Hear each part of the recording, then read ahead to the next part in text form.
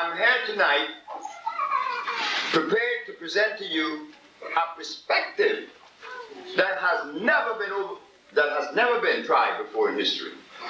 Evidently, starting off with the Africans. The Africans were not the creator of medicine because he simply didn't need it. Why should a healthy man create medicine?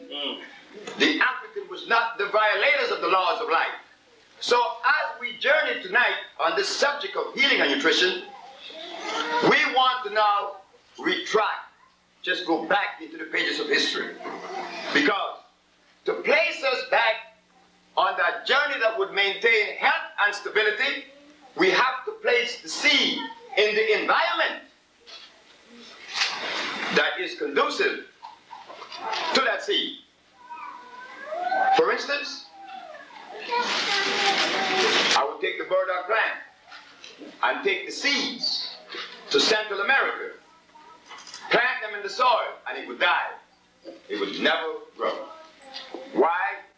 Because the genetic code of the plant was created by life to only generate its energy in the temperate region. If I also take a banana and plant that in Canada, it will not sprout because its structure is to develop, grow, mature in the tropics. If I take the quetzal bird from Guatemala and put him in America, he also would die.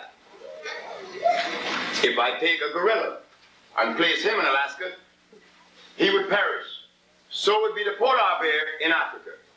So we see that life, in creating all living species, they were placed in specific geographical location with specific food.